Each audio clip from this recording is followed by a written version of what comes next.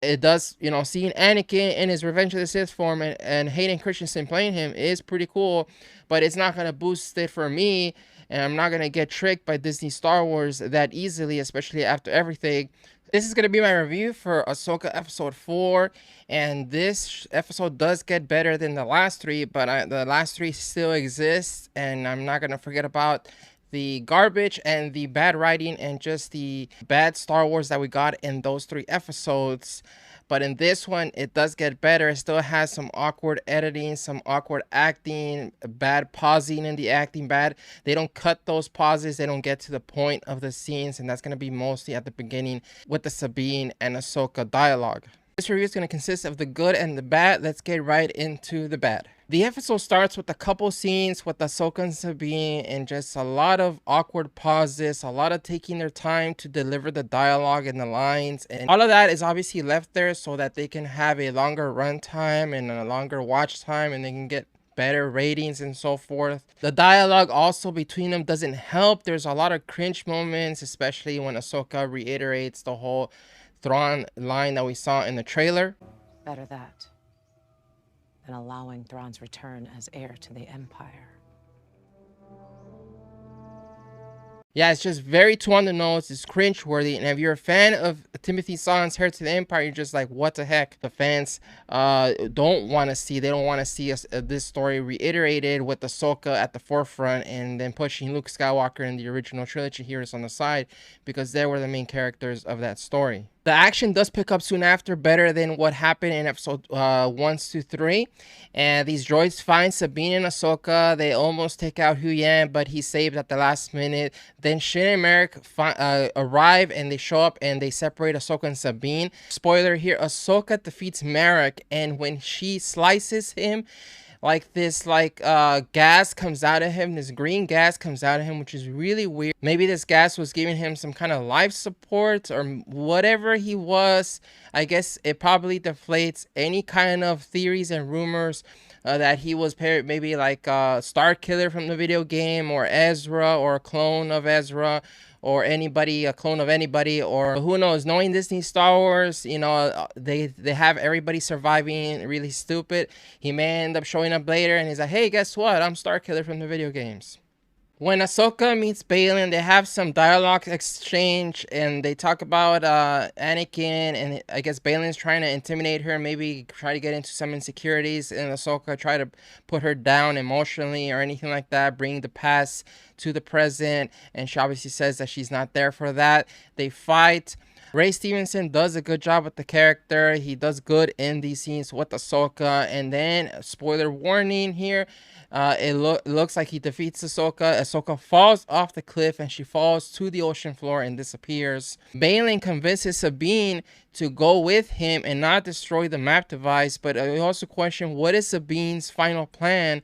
How does she know that Baylan's not going to kill Ezra and her also at the same time? So it's a little bit odd that Sabine said yeah, but at the same time, power-wise, she would not have been able to fight Baylan, and she was going to get captured anyway. So it looked like she had no choice to just go along with whatever he said he wanted to. Hera arrives with a squadron of X-Wings led by Carson Teva, who we saw in The Mandalorian. They're there to stop what's called Baylan and this hyperspace ring. When they get there, the boss lady, Morgan Elsbeth, says jump to hyperspace. The big ring jumps to hyperspace right past the X-Wing squadron, and when it jumps light speed, it destroys 2 X-Wing pilots.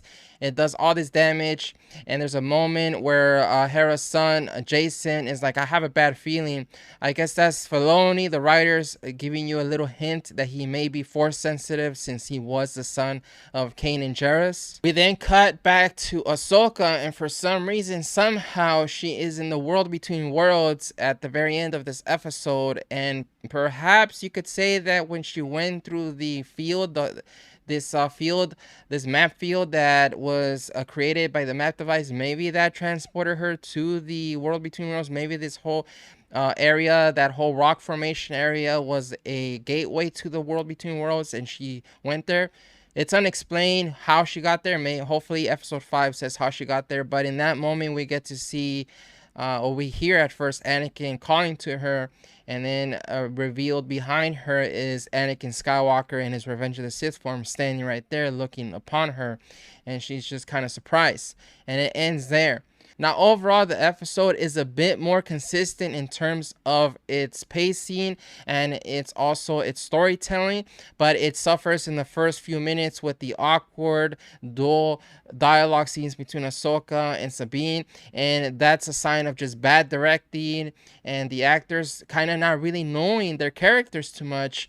It does get better when the action starts, and then the story delivers a little bit better with the tension. But at the same time, we still have episodes 1 through 3.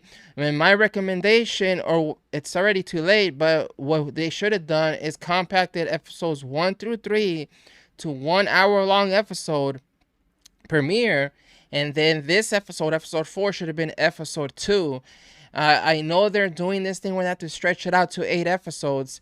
But if you had given us like 6 episodes instead of better writing, faster pacing, and to the point, more concise storytelling, but very well written, that would have been better than getting these overlong, stretched out 8-episode series with a lot of dual moments, a lot of bad editing and awkward acting and everything like that. So I feel like episodes 1 through 3 could have been compacted. There's a lot of stuff that you could cut out, a lot. And even the bad stuff like Sabine getting stabbed with the lightsaber and surviving like that. You could have cut all that, cut a lot of stuff. There are a lot of boring moments there in episodes 1 through 3. And again, made that first episode and then this one, the second episode, would have been far better series premiere than what we got. And they just wasted so much time in the first 3 episodes to get something more interesting that we got in this episode. But at the same time, my score is not going to go skyrocket, and I'm not going to start, like, you know, saying Filoni is the savior of Star Wars because of this and just start shilling or anything like that. I'm going to give this a very moderate 6 out of 10, and not even an 8 or even a 7, definitely not a 9. This is a very moderate 6 out of 10 because of everything that we got before this. The awkward bad dialogue that we got between Sabine and Ahsoka in the beginning of the episode. And yes, it does pick up after that with some action. There is some questionable moments with Sabine's decision. You don't know why Ahsoka went to the world between worlds. That'll probably be explained in episode 5. And yes, it does, you know, seeing Anakin in his Revenge of the Sith form and Hayden Christensen playing him is pretty cool. But it's not going to boost it for me. And I'm not going to get tricked by Disney Star Wars that easily, especially after everything.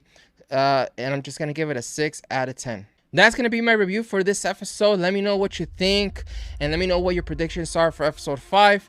I'll be bringing you the episode 5 review next week. Thank you again for watching. Hit that like button if you like this video. And in the meantime, I'll see you guys next time. And may the Force be with you.